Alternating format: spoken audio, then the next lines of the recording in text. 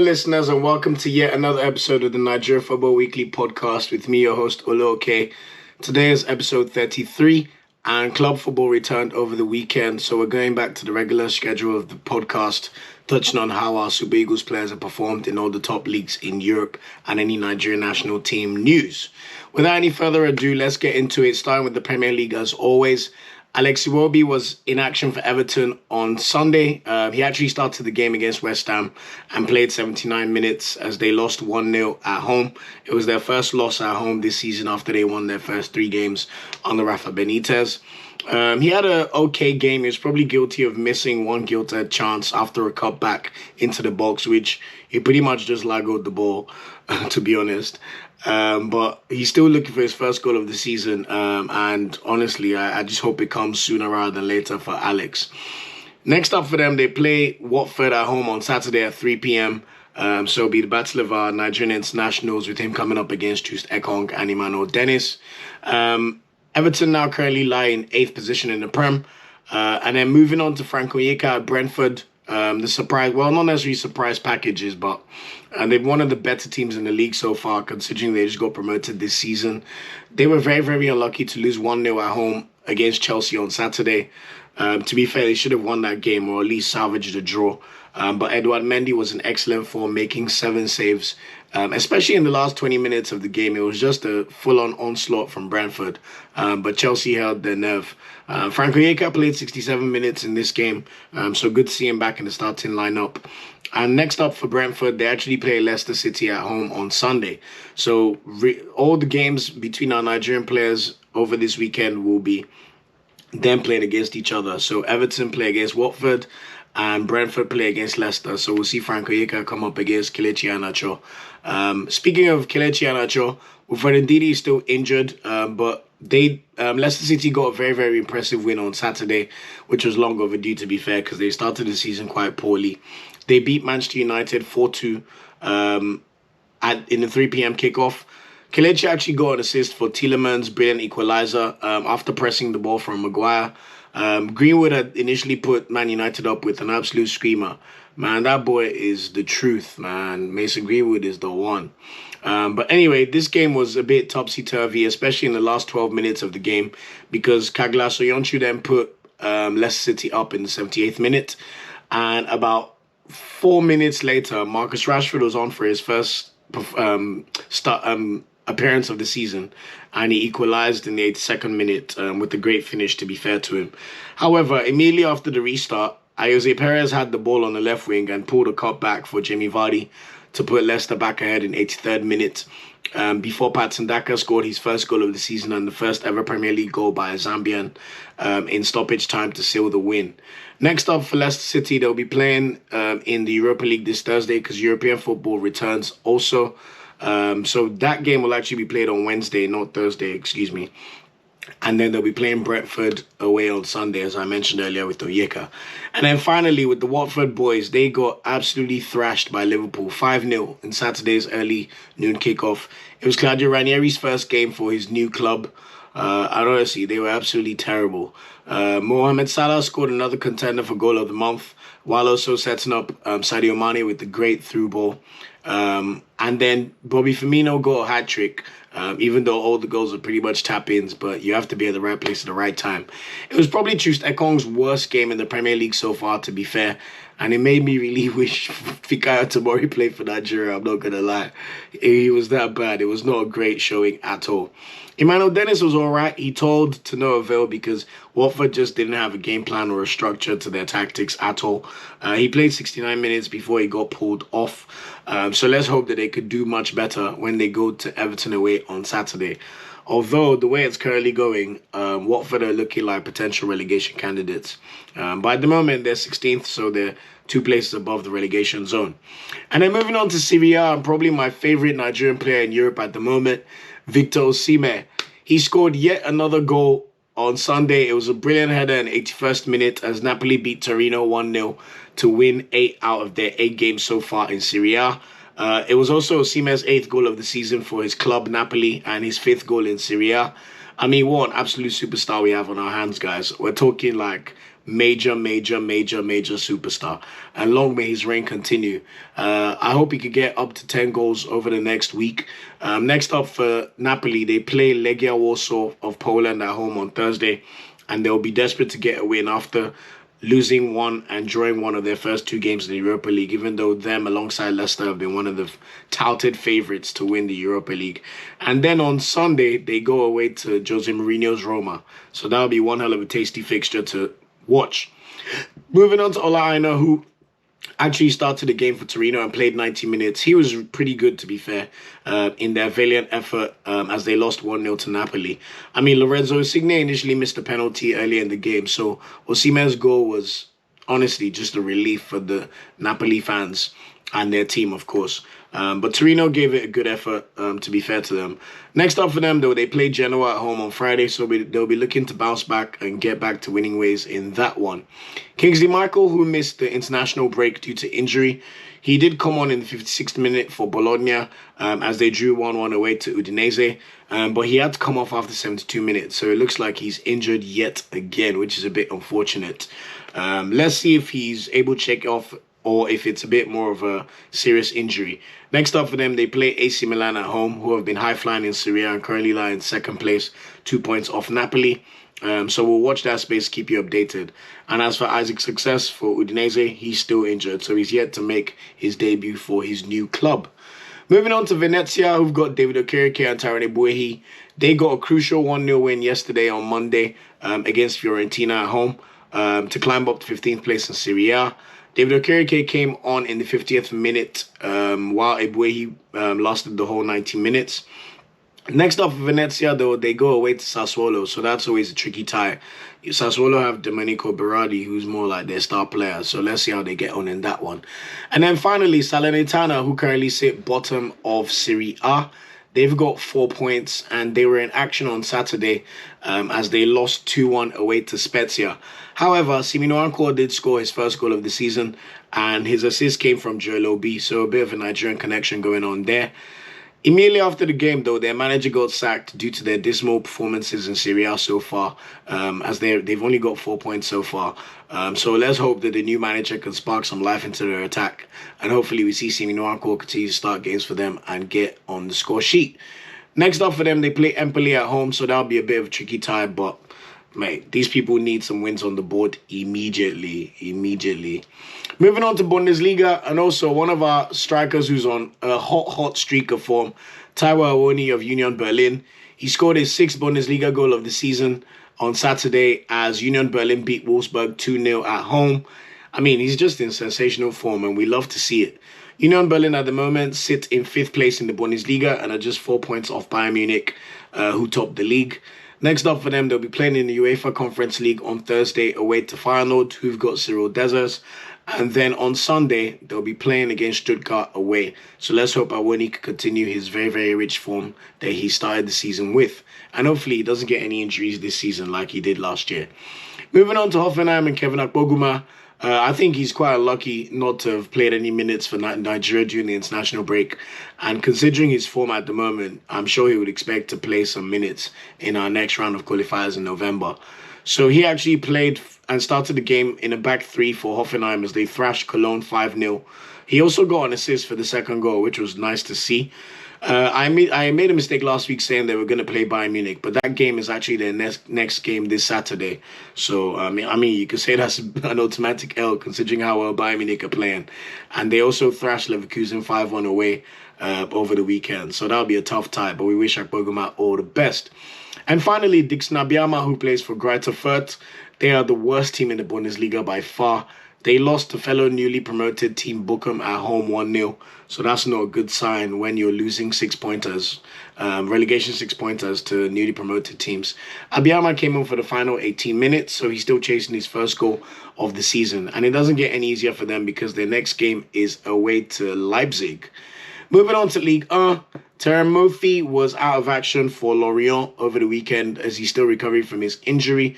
But they got battered 4-1 away to Marseille on Sunday night with Matteo Guendouzi on loan from Arsenal getting a brace in that game. And Dimitri Payet also got a hat-trick of assists. Next up for them, though, they play Samuel Kalu's Bordeaux at home on Sunday. So let's see if Murphy will be back fit for that game. Speaking of Samuel Kalu at Bordeaux, he came on for the final 8 minutes of their game on Sunday, which was a home game against Nantes. It was a 1-1 draw. So this is why I said I don't know why Samuel Kalu's been in the Nigerian squad, because he's not even starting for Bordeaux. But anyway, let's see how his team get on when they play Lorient away on Sunday. And then speaking of Nantes, who played Bordeaux, Moses Simon played all 90 minutes. Again, he's always a crucial player for them, to be fair, in that 1-1 draw against Bordeaux. Nantes probably the better team, and Bordeaux were a bit lucky to get a draw in that one. But next up for Nantes, they play Clermont Foot, who are one of the promoted teams in Ligue 1 this season, and are doing quite well, to be fair to them. And then finally in La Liga, we got some good news. Samuel Chukwueze made his first appearance of the season for Villarreal. He came on for the final 12 minutes of their game at home to Osasuna. They actually lost 2-1, and Osasuna have been in a very, very rich vein of form. I think they've won their last 3 or 4 games in La Liga at the moment. Chukwueze replaced Arnaut Danjuma, who's the Dutch international who was born in Lagos. And hopefully we'll finally see Samuel Chukwueze make his Champions League debut this Wednesday as Villarreal go away to play Young Boys of Switzerland. You remember Young Boys also beat Man United, so that'll be a very, very tough fixture. And then Atletico Bilbao host Villarreal on Saturday. So let's see if Chukwueze could even force his way back into the starting lineup, although I think it's more likely he will start from the bench. And then just to touch on Azzat Oshoala of Barcelona women, she came on for the final 20 minutes last week Thursday in their Champions League tie against HB Kog as they won 2-0. And then over the weekend on Sunday, she started and played 60 minutes as they thrashed Sporting Huelva 5-0 away, although she did not score any goals in either of those games. Now, the women's football calendar is on international break, so Nigeria will be playing a fixture against Ghana, which I'll touch on in the later parts of the podcast. And then finally, Omar Sadiq of Almeria. His team were top of the Spanish Segunda, but they lost 1-0 away to Eibar on Friday. So they're now second in the league. Although on Thursday, they'll be playing against Real Sociedad's B team, because in La Liga, B teams are allowed to play in the second division. And Real Sociedad B are actually managed by Xabi Alonso. So an interesting fun fact there.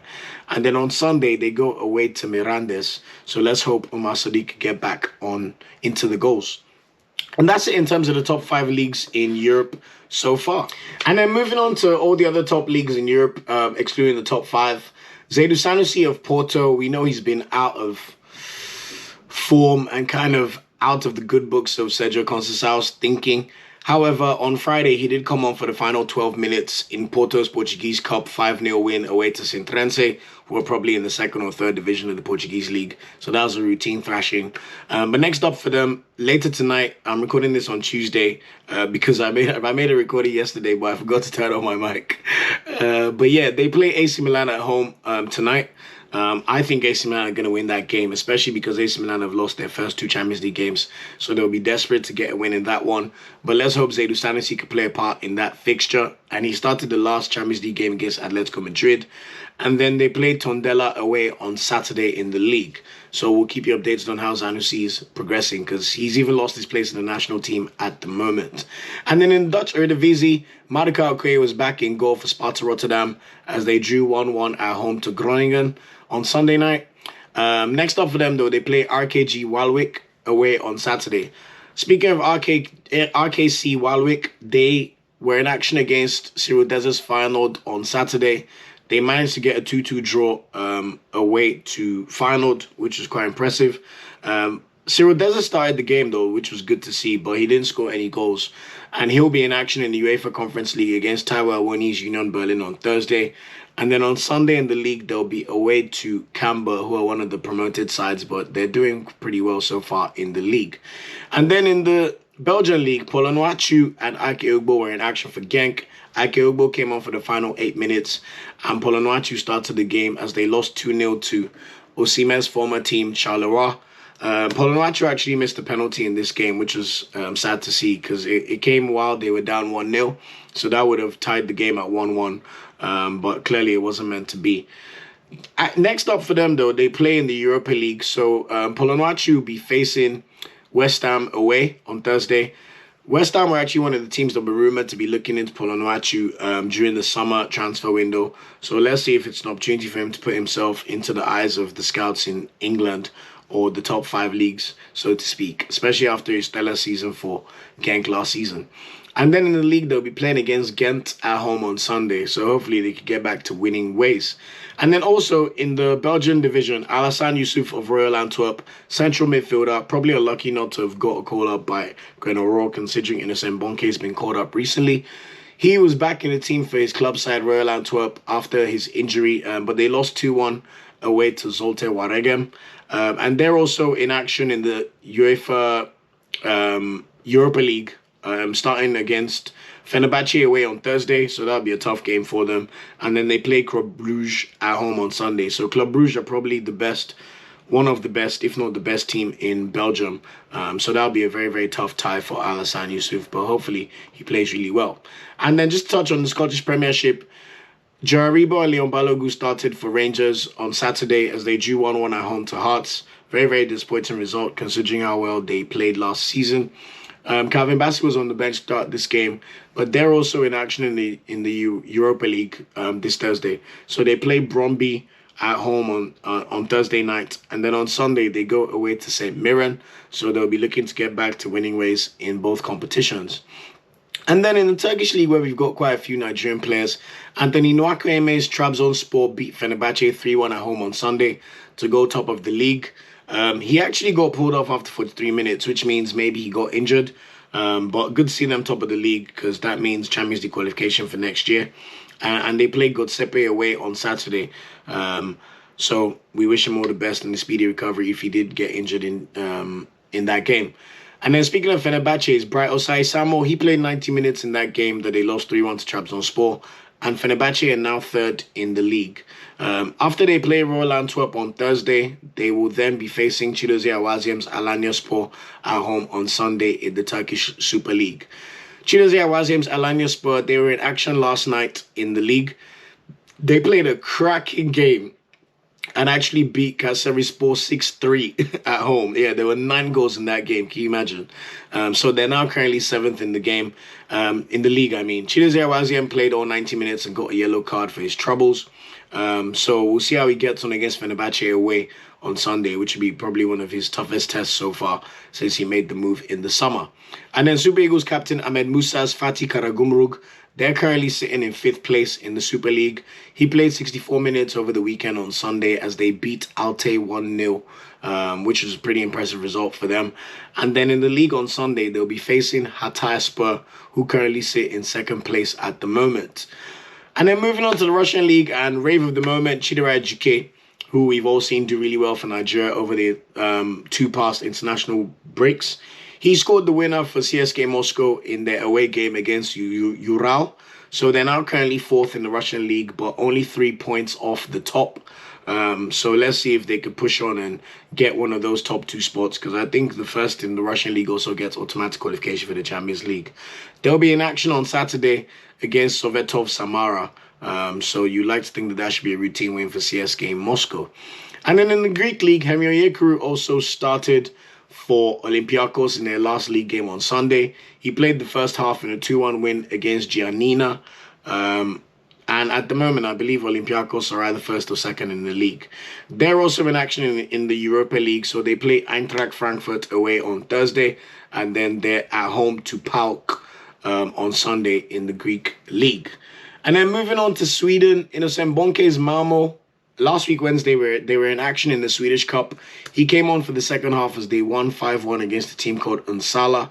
And then over the weekend, they went back to the top of the Swedish division after beating Östersunds 3-0 away on Saturday, with Bonke playing the first half. I don't know if he was being rested because of their Champions League commitments or if he didn't play that well. But next up for them, though, Champions League, baby. And Malmo will be going away to Stamford Bridge. So I imagine that's a big, big game for Malmo. And they always look forward to playing against the big teams from the Prem anyway. So we wish Innocent Bonke all the best in that one. Hopefully he could put on a very, very good performance. And then on Sunday in the league, they go away to a team called Varberg's Boys. The Swedish league is a bit further along compared to all the other leagues because of the weather. So I think they've got less than 10 games to go for their season before it ends. So watch out for that space. And then a player called Akinkunmi Amo, he's a central attacking midfielder for Hammarby, which is a team that Zlatan Ibrahimovic partly owns. They're currently 6th in the Swedish League.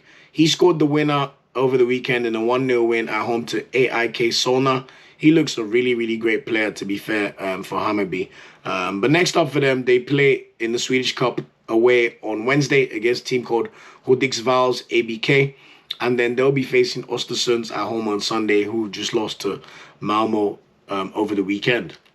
And then finally, in terms of the European leagues, in Cyprus, Abdullahi Shehu and Francis Zoho were nowhere to be found in terms of the matchday squad for Omonia Nicosia, who are the Cypriot champions. However, Iyai Atiemwen Believe did start the game, but he got taken off after 35 minutes as they beat Apollon 1-0 at home on Sunday. Next up for them, they're also in action in Europe, this time in the Conference League on Thursday away to FC Basel of Switzerland. So that'll be a tough game. And then in the league on Monday, they'll be facing up against PAEEK away on Monday, PAEK. Anyway, in terms of Star Boys of the Week, I mean, shout out to Taiwo Awoniyi for continuing his very, very good form.